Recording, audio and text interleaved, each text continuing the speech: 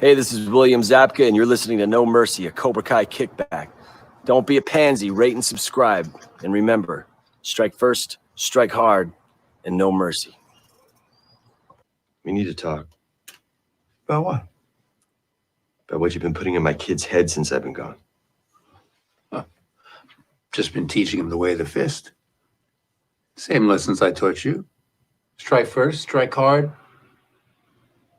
No mercy. Yeah, that's where we have a problem. Oh, do we? Yeah. Cobra Kai needs to change. What you taught didn't work back then, and it doesn't work now. What do you want to change it to? Something nice and snuggly like a blanket? No. Cobra Kai will always be badass. But there's a difference between no mercy and no honor. Welcome to No Mercy, a Cobra Kai Kickback. My name is Jacob Burrows, and I represent Miyagi-Do. I'm sure you're all dying to know, do I like it cold or do I like it hot? Well, the truth is, I like it room temperature, just like the romance between Robbie and Sam.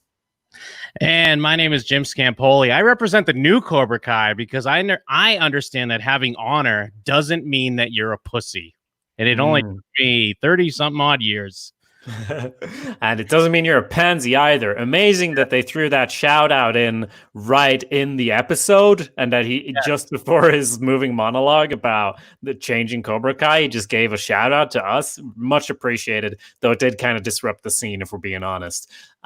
This week we're talking about episode 7 of season 2 of Cobra Kai, Lull, directed by Jennifer Carlotta, who has directed 4 episodes in total of the show, 2 in season 1 and 2 in season 2. And it's I'm not even going to bother reading out who's writing all these anymore, because it's, story by Josh Hield, John Hurwitz, Hayden Schlossberg, story and teleplay by Kevin McManus. Fun fact: Manus or Manus is Swedish for script. I wonder if that's why he went into that business. And Matthew McManus. Maybe I proves me wrong, because we haven't seen them in a few episodes since episode 4 there. Yes, we're here at episode 7, edging our way towards the end of season 2. How are you doing, Jim, with Cobra Kai right now? I'm doing great. I mean, things are coming together, Season 2 is a lot better than I remembered. Like, not that I ever thought it was bad, but I guess it's because I gorged it so quickly, and it's a little bit different. It takes on a little bit different form, obviously, than season 1. We've mentioned it in the past that, you're not spending as much time with Johnny and Miguel as you were in the past. So there's kind of some small adjustments. But there's a lot of things that I forgot, and a lot of things play out a lot better on a rewatch now, because I think I was just comparing it too much to season 1 on my initial binge of season 2. Yep, and no, I totally relate to that. So we start out with Amanda, Daniel's wife, waking up alone in a cold bed, much like I assume our significant others wake up often as we shoot off to discuss Cobra Kai. And of course, Daniel, he answers the phone, but hey, no, yeah, I'm just at the dojo. No worries. And there's an important meeting later set up, and I'm definitely going to be there, and it's going to be fine. But he thinks it's going to be a calm day. But of course, Kreese is in this season, so yeah. So he's there, and he's real menacing, and it's like he's a scarred war vet. But the language he uses is so on the nose, but it's so accurate as well for who he is, that the fact that I don't know if it's several, I've just heard him say, this is war. No, it's war, but he means it. He really means it, Jim. And he goes to convey this to Daniel as well. What I love about this scene or this sequence, because it does follow after Amanda, like you mentioned, Amanda wakes up, Daniel's not there, and she's like, oh, you're already at the dealership? And it's like, no, of course he's not at the dealership. He's going to Miyagi-Do. But the fact that Kreese is there and Daniel's like, oh my God, Kreese is a maniac. But it's like, no, Kreese understands the world that they live in. Kreese is Johnny does to an extent, but Kreese is the only character that understands the world. Because what do you mean? Because I mean that to Amanda, Daniel is just as crazy as Kreese. You know what I mean? But at least Kreese gets what they're doing. Like, does that make sense? Yeah. Because that's when I was watching this, I couldn't stop laughing because I'm like, yes, Kreese is a maniac, but at least he gets that. You know what? Hey, if we're all in on this under 18 karate world, let's fucking be all in on it. We're not halfway here because Daniel, you're all in on it, but you're kind of denying it a little bit by making it seem like Kreese is crazy, but you're putting off real duties. Yes, you basically quit your job, Daniel, and abandoned your wife. So at the very least, Kreese can kind of like admit it. He can relish in it for a bit. Like, you don't get to pick and choose. You don't get to not run your business for this Miyagi-Do, but then also be like, what do you mean? So that's why, like, you know, I kind of love Kreese in this moment because he should Daniel should have a realization like, oh my God, what am I doing? But he doesn't. But he doesn't, and like the episode, Kreese knows that he's in a show about karate, and Daniel doesn't know that necessarily, even though he definitely acts like it. But one thing that really emphasizes what you said as well, that they're both trapped in this world of karate, is the ending line when he's like, "Say hello to Mr. Miyagi for me," and puts out his cigar like in a bonsai tree, and then when we cut to Daniel, it's like the most like Inception, like boom, like dramatic musical sting ever. And I am not complaining because I'm also all in, just like Kreese here. But you're so right. Like, Daniel couldn't escape this if he wanted to, and Amanda should understand that. Amanda does not know that she's in a show about karate. She thinks she's in a family drama at most. But yeah, I just love that the show definitely supports that thesis statement in the cut to him going boom, boom, and it says Cobra Kai. Like, it's great. Yeah, because I mean, I'm not excusing what Kreese, his actions, but it's in a way like, if you're in a dream and it becomes a lucid dream because you realize you're in a dream. So it's almost like like you said, Kreese realizes he's in a karate show and he's like, well, I'm going to live this life to the fullest then. I'm going to chomp on cigars. I'm going to show up at my nemesis's house. I'm going to throw a little like passive aggressive / aggressive taunts at his fallen his deceased sensei. Throw a little ash in the bush for good measure. Well, ash in the wound. I was in the war for several years, and the only picture of me from the war says I won a karate championship. We're in a world built on karate. Don't you see the Matrix? Yeah, don't you understand? So yeah, that's what I pick up from this opening sequence, and that's what I love about it. Yeah. And yeah, like Daniel, it's weird because it is kind of showing that Daniel thinks he's all in, but he's not even all in yet. You got to get all in, bro. You got to like basically close down your car dealership. Yeah. You need to sell the house, move to the Miyagi dojo, and like, you know, wife and daughter and son get on board or get off the train because it stops for no one. Yeah, he may as well go to Okinawa and get together with that girl, you know, from part 2.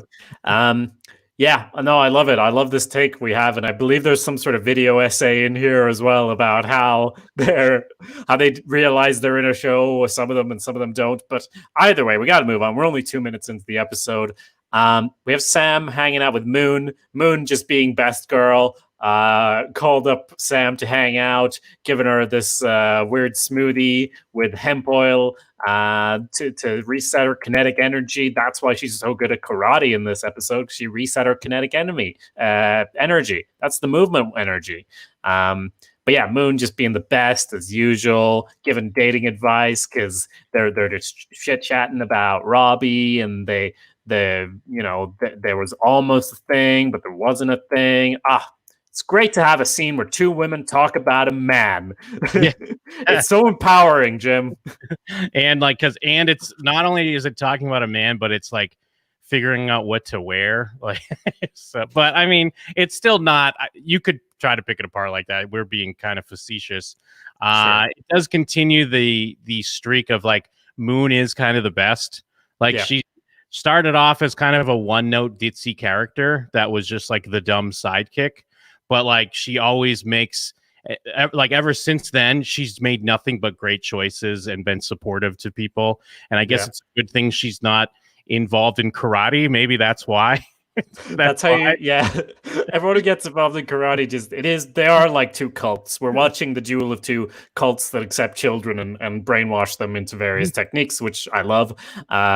So yeah, we moving on. So we have Johnny coming back from the funeral. They gave him a body bag, then they gave him a grave. Yep. And Miguel's kind of checking in, seeing how he's doing. And like we said last week, Miguel's kind of, he's okay with the Kreese for now. He's like, you know what? I turned around on Kreese. He's tough but fair.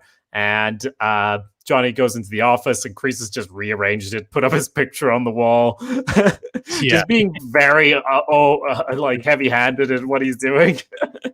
I mean, and I've talked about it many times. I love Johnny and Miguel together. So even like these small moments where he's checking in on him, it is almost like, because obviously they have this father-son relationship, except sometimes Miguel is the father to Johnny in weird ways. So I like seeing that.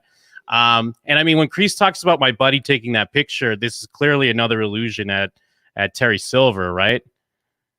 I don't care, Jim. I'm sorry. Go talk to Cobra Kai Kid about Johnny Silver. I'm sure he'll be in season 3, but no, you're right. It's definitely intentional, but only in that he's the only other character that we know that he was in the war with, right? I mean, we're not going to get into this too much because we maybe even brought it up. Because my question is, did we bring up that there's like fan theories that Terry Silver is Miguel's father? I have not talked about that with you, and I don't like it one bit, Jim. Yes. Yeah. And I would hate that so much. There are other out there fan theories is that Allie with an I is Tori's mother, and that makes no sense. But they like, I think there's like a false IMDb where because Tori, I don't think we know her last name, but IMDb gave the same last name that Allie with an I has on her Facebook, and now people think that it's like, no, but she's told stories about how her mom was like poor and how they couldn't eat and stuff like that. So, but anyways, crazy theories out there. We won't get into them too much because I mean we've already been spending so much time. But just think of the possibilities, Jacob. No, you're right. We probably need some theory stuff. We know how well that worked out with our other podcast, Westworld Theories, where we discuss various theories. And guess what? They were all true. Every theory we discussed on Westworld was true. They were on the moon all along. So, spoiler alert. So on this one, I don't know. I just got a little bit scared about season 3 and 4, but I guess we'll see. God, that would be horrible. So we have the... and I wouldn't put it past them either. Okay, we're moving on. So it's weird, because it's weird because I mean we have so much respect and I guess love for the creators of this show because they've done such a great job. But in a weird way, even though that sounds like such a dumb idea, I could almost see them doing it and maybe still making it good. But it feels weirdly plausible. But we won't spend too much time on it now. Wait for Cobra Kai theories, coming once we finish season 2. Yeah. Right. So anyway, Johnny's like, get your geese on. Why aren't you in your geese? And they're like, but I thought we were going to the woods. And apparently this is a thing that the original Cobras went through at Coyote Creek. Now it's really built up as like, I'm not sure they're ready for that. I gotta say, it's not that bad compared to getting into a cement mixer and like walking around in it. And Johnny just invented that on the spot. In this one, they just go in the woods and fight for a bit. And I will say as well, or being tossed into a pool with like your hands tied, so like real like life or death things. I mean, I guess it's because it could breed animosity, and it is like the whole not showing mercy even with people that are essentially your friends. It's like testing their allegiance to Cobra Kai over any type of friendship or whatever they might have. And they're pitting them against each other unsupervised, I guess, is the thing as well, that Johnny might be right. Like, because if these fights that we see in the show happened in real life, people would be really fucked up. So I guess if we're looking at it from a real world, from a an Earth Prime sort of perspective where you and I live, Jim. At one point, someone kicks someone else in the face and they go spinning from the kick to the face. So it's like, yeah, no, he should be afraid, but also it's Cobra Kai, so they'll be fine. Yeah. But I was just gonna say, it's not like even like dramatic like cliffs where you can fall and die or anything. It's just some woods. Which, yeah, I don't mind it. Like the story is strong enough of what's going on, but I just mean he's really like, although to be fair, like it's a good way of playing it up as well to the kids. Like, I don't know if they're ready because everyone's like, we're ready. Like, yeah, let's whatever it is. So yeah, and even Kreese is even say, playing along, going, hey, it's only if Sensei Lawrence says it's okay is when we're doing it. So he's playing the part here at least. Moving over to Miyagi, though, Daniel is about to do this training, and maybe he was intending for it to be a light day, but then Kreese showed up and spooked the shit out of him and even says, like, I hope your students will be ready because ours will be, implying that, I mean, they've already fucked up the dojo, to be fair to Daniel. So he's like, these kids probably need to be better at defending themselves because I feel like they're going to get attacked just from being in this dojo, Yeah, and it makes sense in that, like, kind of Batman Joker type mindset of how Batman has to wonder, like, well, if I didn't exist, would the Joker exist? So now, I guess Daniel is coming a little bit to grips of like, oh, just by having Miyagi-Do, I give Cobra Kai an enemy. I give them a target that they may not have. So it is like, well, we have to be somewhat ready in case, you are going to get attacked or jumped. And it's what, Shochu Gaiku? I forget how to pronounce it, but you train during the hottest days of the year. So because sometimes, you can't avoid fighting. I did Google him because I wanted to see. And yeah, I mean, there's just lots of pictures of people in karate gis in the winter for the cold one. The hot one just looked like they were fighting regular. I didn't look into it super deep. But yeah, no, it's like you said, nobody cared who Daniel-san was before he put on the gi.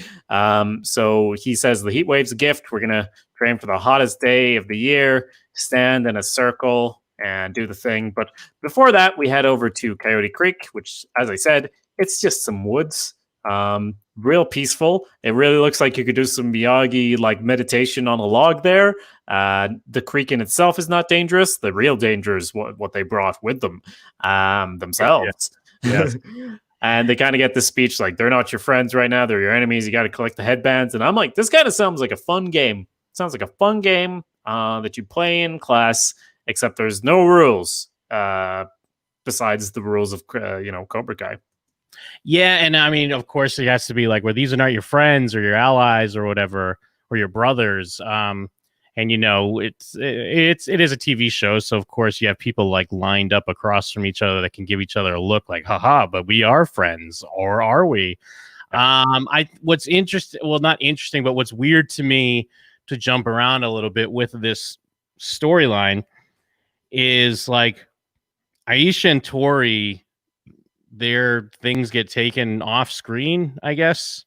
So we don't really see the happenstance behind that. I was totally waiting for, even though we have the reveal of like Stingray, I was waiting for the reveal of like Aisha or someone to be like, haha, but I did not lose my my headband. I just had it in my pocket, like one of those or something. And we are the winners. But I guess the point is to make it about Miguel and Hawk, but I feel like there's a promise given, at least with a couple of these shots when people are looking at each other besides Miguel and Hawk, that are not delivered upon. Yeah, I suppose so. One has to assume because they were teamed up at one point, weren't they? Walking around there and right? So it's like, oh yeah, when Miguel and Tori. Yeah, Miguel and Tori were teamed up, and so like I guess they must have split up at some point, so they didn't have to fight each other because there were too few people left. But they were both on Team Black, so I don't know why they would do that before Team Red is exterminated. But because there's no rules, you can't gang up on people. But I guess they must have. And their team up is weird because it's like it's so they're like just toying with this one dude, like, haha, now you take him, haha, but you kick him a little bit, like, and I think that's the one that ends in the super spin kick to the face. Yeah, well, and also that one is also what I have to comment on the setting, which again, I'm not complaining, but I find it a little bit humorous that like there's like a broken branch and then this guy just walks in between them like, oh man, but Yeah. like there's wide open space. You can clearly like see each other, you can make plans, but he somehow managed to stroll up to them without noticing, and they managed to not notice him until he was right there. And again, not complaining, it's just the way it's shot. It's like, and then they team up on him. Yeah, same here. I'm definitely nitpicking some things because I guess I just expected maybe more of a Tori versus Aisha moment to happen, or at least like, I mean, I guess Aisha's kind of being pushed to the background a little bit. I was a bigger fan of her character previously. Yeah. I don't know if it's just they didn't have much to go on, or if there are things that were edited for time. I don't know. I just thought that there was going to be a little bit more build. I can't complain because I think when we do finally get to Miguel versus Hawk, it's awesome. I think there's some great choreography and fighting going on there. And, you know, of course, we get the Medal of Honor. And I like that Miguel is seemingly more like the way the build's been is that he's seemingly falling more under crease. And I mean, we do see hints of that, obviously, with the way this ends. But I like that Miguel is still like, hey, what the fuck? So you did steal the Medal of Honor? Like, this is bullshit. So there's some of that Miguel there that, you know, has honor. Yeah, I think the only reason I feel a little bit like there's a missed opportunity with the girls and how they got taken out is like, I don't even know who could take out Tori. Yes, like, it shows she's so awesome or whatever. Like, she's kicking ass. Yeah, I mean, I guess Hawk or whatever that makes sense. I suppose that could be it. But like, I also get why there's not something with them because these episodes are like 20 minutes long and they pack so much story into them, and like it would almost be inefficient to have a scene where they have a fight. Or where anyone has a fight if they don't have a story in that episode. And I don't think either Tori or Aisha actually gets a story in this or storyline in this particular episode. Like, if they only had a fight without a story, it would be like, just another fight scene for the sake of it, which would be inefficient storytelling. And if they had a story, I think the episode would be just cluttered with a lot too much stuff going on. So I don't mind it for that reason, you know. No, but we have to say Stingray, the birth of Stingray, Jim. Yeah, yeah. Didn't even talk about it. The birth of Stingray is great, and his reveal at the end is great. Where you know what the thing about Stingrays is they lie in wait for the perfect opportunity to strike. And I really like that actor. I think he was in I, Tanya. He had that Clint Eastwood movie he was in recently. I like that dude. And I do want to, maybe this is only me, but especially when it's Miguel versus Hawk, I guess it's because they're in the woods. It is very reminiscent to Paintball on Spaced. If people are familiar with the TV show Spaced, for whatever reason, it just reminds me a lot of that. I guess it's because it's this heightened battle out in a similar setting. No, you're totally right. Did we do an episode on Spaced on Shows What You Know? I think we did. Yeah, we covered season 1. We didn't do season 2 though. Well, yeah, you can hear us talk about Spaced and why you should watch it at showswhatyouknow.com. Just click where it says shows in the menu and then click Spaced. And there's an episode discussing season 1 of Spaced, which is an incredible and groundbreaking sitcom that you should watch in order to understand the modern TV landscape, in my opinion. There wouldn't be a lot of shows that could exist today without Spaced. And I get what you're saying as well, because it's a similar sort of sequence. So Miyagi-Do, they're meanwhile training. No one's enjoying the training and the warmth. It's not going great for Dimitri, who gets fucked up. And we cut to them being in a meat packing place. No explanation needed. Yeah. Or I guess just a big freezer. I don't remember if they actually say where it is or explain it at all. But I just assume Danielson has connections, you know? So he's just like, connects. Yeah, he probably just owns this building. Fucking 1% Danielson over here. Well, and then because there's obviously two things going on here. There's kind of the slow build of Dimitri, and then there's the fighting sex scene between Robbie and Sam in the cold. And I mean, I think it's a common, I guess, trope, if you will, to, I mean, if you ever watched Buffy, many a times they would actually intercut sometimes when they would be like Buffy and Riley, I think, would be out fighting and to be intercut with their sex, because it's like fighting is like sex. Yeah. And especially this slow motion fight. I'm not trying to sexualize these actors. I'm just saying it's kind of clear as day what they're getting at. Maybe not sex per se, but romance. There's obviously romance happening here in these moments, and especially when their breath comes and like touches, like they both like look at each other. It's almost just too much. And I think we've been very critical of Robbie and Sam quite a bit this season, and I can't help but point it out here again.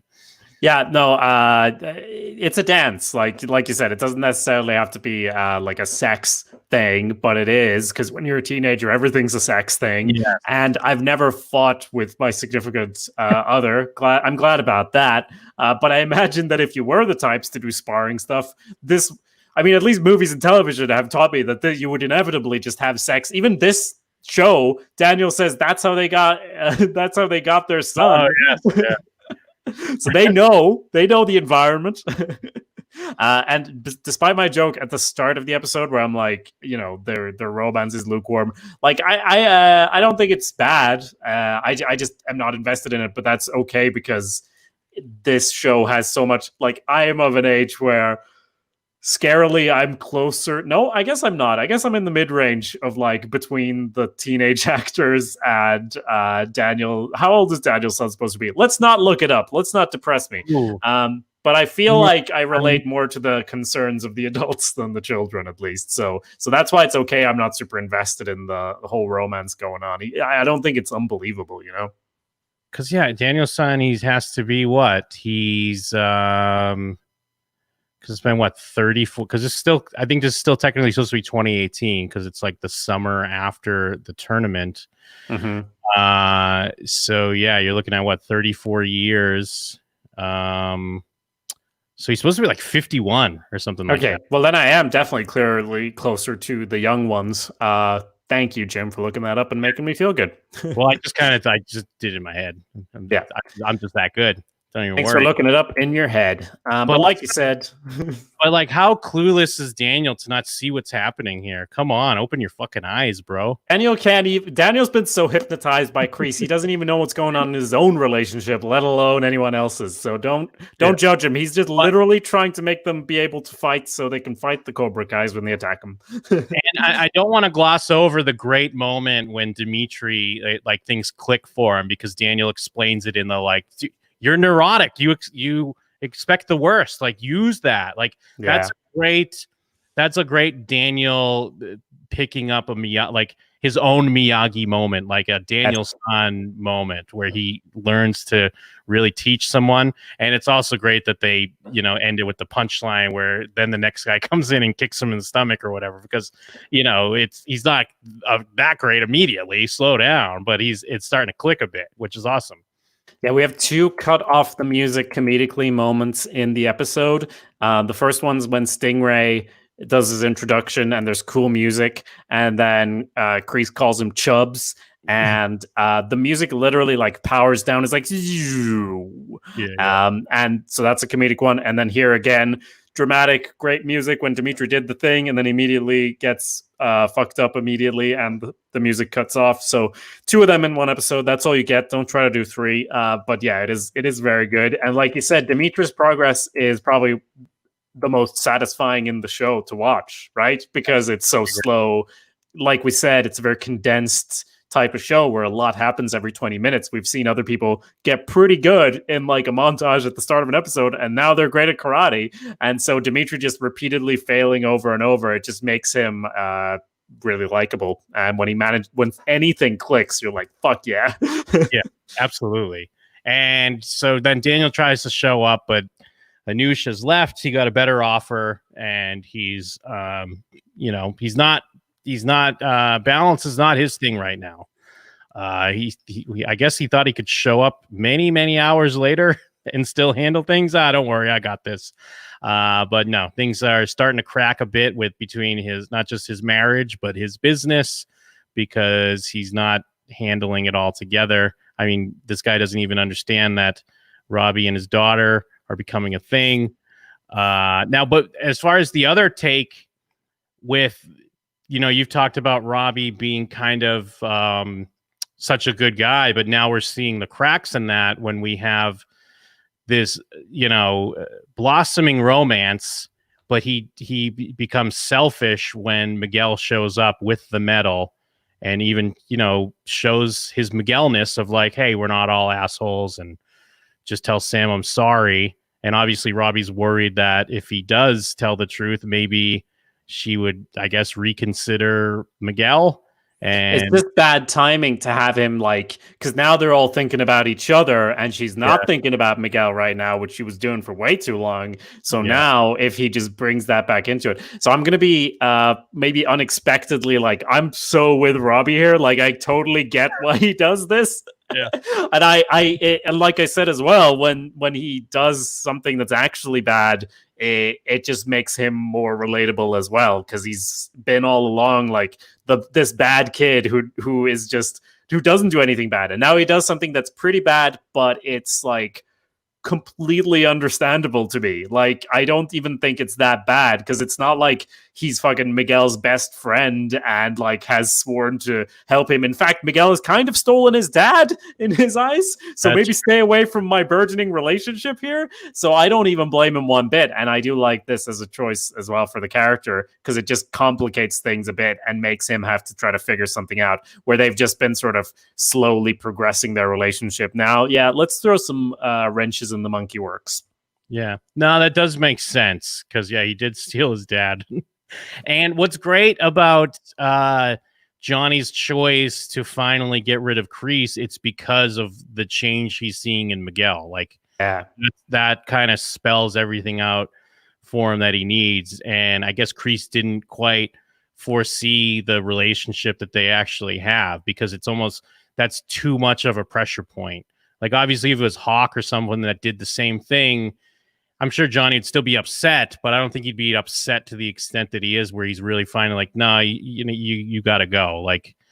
Because Miguel does, he already wins. He has the headband, and he sees that he still goes for the kick to the face of Hawk, and that's just a bit too much. Yeah, it's just weird because, I don't mean, I think it totally makes sense. I just mean, as a viewer of this show, we know that a kick to the face doesn't actually hurt you in this universe. Based on, because he kicked Tori kicked some guy to the face earlier, and we didn't think that was bad. That was fine, right? Maybe we just need to see more teeth flying, just in general, in this show. And then you'd be like, fuck, that's fucked up. But that is basically the catalyst. There's no reason for him to do that, but Kreese is finish him, and Johnny doesn't like this, and he's also talked to his old buddies about applying the shit that Kreese taught them out in the real world. It all adds up, and it's such a relief when he tells him to fuck off, because Kreese has just been skulking around like the evil advisor to the king, Jafaring it up yes, let me, I will fix it, my lord, and he's the worm tonguing all over the place, and as a viewer, you're just get him the fuck out of here, and Johnny finally does, and he does it with a cool little speech about no mercy doesn't mean no honor, so it's all G, but we know it's not over, because Kreese doesn't even take the picture when he leaves. Well, I like that, because then even when he gives him that speech about no mercy, no honor, Kreese kind of gets into what he was saying to Daniel at the beginning, where he starts talking about war. And I like when Kreese starts getting into how he was in war and all that. They cut to Johnny, he kind of rolls his eyes, because it's I've heard this 100 times before. And he even says something, look, I don't know what shit you had to deal with, but he's done with that. He doesn't need to hear about his fucking war stories. And I feel bad for you, but like he says, these are good kids. I'm not going to let you ruin that. So your fun war stories led to you choking me out for getting second place, which is really good, and the trophy's just as big. So you're definitely going to do that to one of my kids. So I'm just going to have you leave now. Thanks. And then there we go. Kreese, like you said, he doesn't take the picture though. So this is not over, but it is at least a small victory now for Johnny. We'll see where we go from here. So we will. And so will you if you rate and review and subscribe. Please do leave a review on Apple Podcasts if you use that. It'd be much appreciated. Or wherever you get your podcast, if you leave a rating or a review, or just tell a friend. We love that stuff. As I said earlier, at showswhatyouknow.com, you can find all of our other coverage. And beyond that, is there anything else, Jim? Well, it's funny you should ask, because there is at least one more thing left to say. A couple, 3 things left to say.